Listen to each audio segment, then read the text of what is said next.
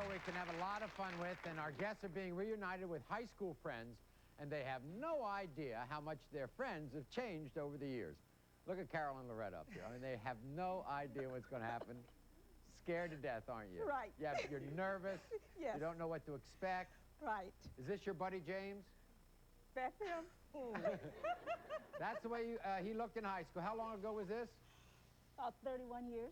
Be 32 in June. 32 years ago? Right. That's when you graduated high school in Cleveland, Yeah. Ohio. 65, Collinwood. Carol, how would you describe James?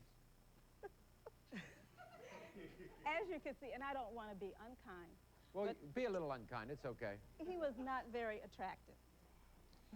And I look at this picture and I remember those glasses because most of the time they had tape on them.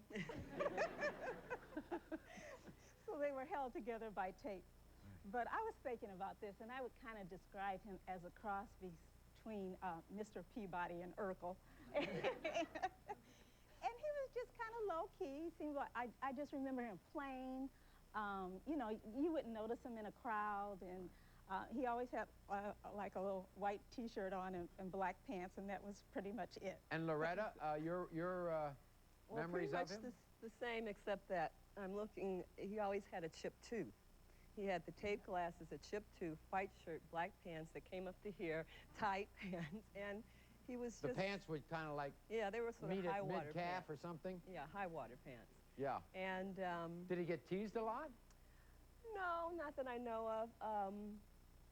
He would stay with certain people. He hung out with mostly the girls, and... I don't know if anybody noticed him. Yeah. I didn't know. He was just... Well, let's ask him backstage. I mean, James, what was life like for you back then? I couldn't even pay for a date. I couldn't buy a date. The only reason I hung out with them was because they were nice to me. Right. How about the girls? Did the girls like you? No. They all wanted to be my sisters. That's true. Are you all ready to meet James after all these years? Yeah. Absolutely. Okay, after 31 years, that's when you graduated high school, 1965. Here's your high school pal, James. James, come on out.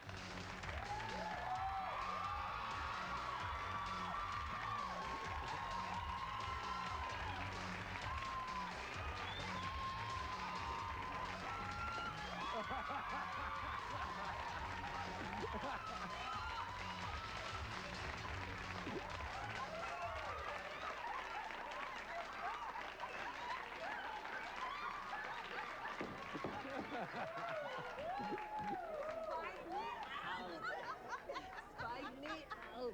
This is not the James I remember. No. Don't judge a book by a high school picture.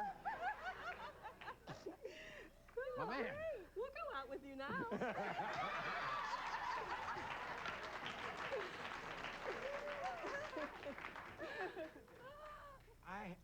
She never knew it. I had a crush on this girl. I had a crush on... I never told her because they were so busy trying to keep me straight. I mean, I spent most of my time in the library reading about places that I wanted to go. And I remember I used to sit there and I'd cut erasers up, and I'd take two pencils, and I'd sit there and I was using the pencils like chopsticks. And people would go, "What are you doing?" I said, "I'm practicing for when I go to Asia." And they said, well, I ended up spending 8 years, between Vietnam and Japan and Korea, I ended up spending 8 years in Asia. You were in the service?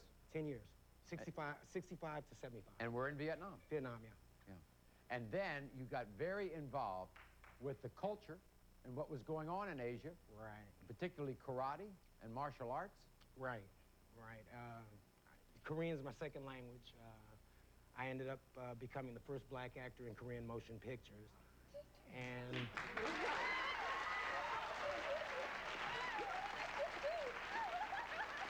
Wow!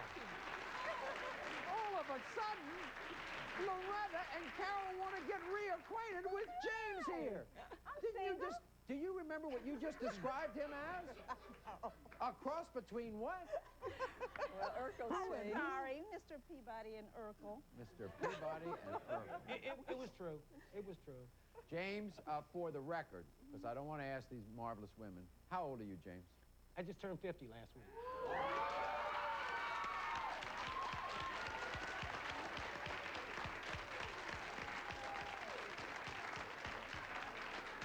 Now,